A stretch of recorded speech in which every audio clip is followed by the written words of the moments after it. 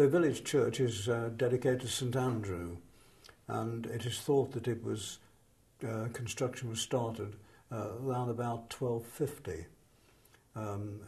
It was possibly built also on a previous Romano British pagan site.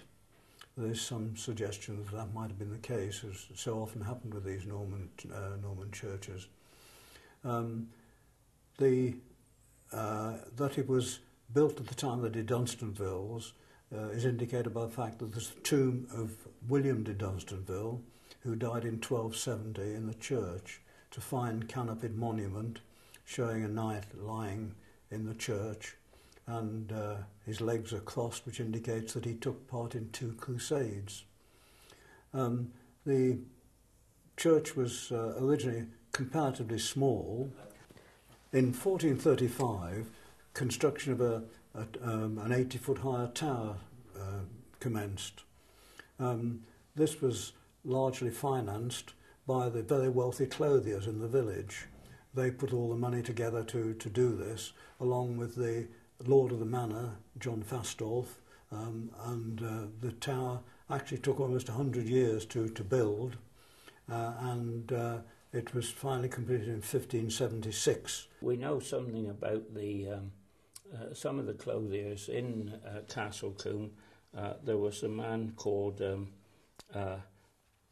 William Haynes, who died in 1435, and the court rolls show what a prosperous man he was, and then his widow Marjorie evidently carried on the business after his death.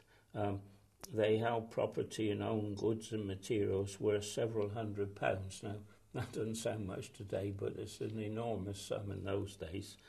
And William had rebuilt his house at a cost of £30, and in his will he left £20 towards the building of the church tower. And there's a plaque on the side of the church tower which indicates that, along with the Viva Regina, and also the tools of the weaver's trade in carved stone.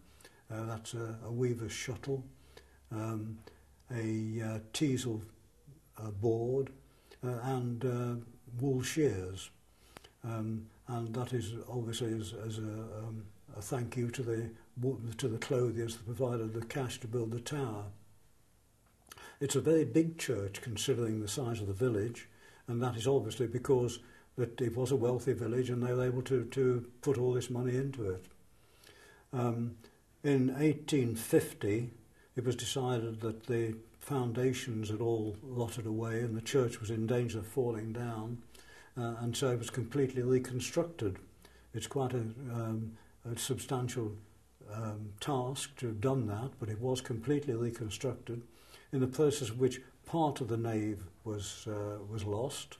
A small part of it was taken away, but the local rector and the Lord of the Manor actually put the money in to pay for this, and it would cost £3,000 to completely rebuild a church of that size. Is quite ridiculous in today's thinking.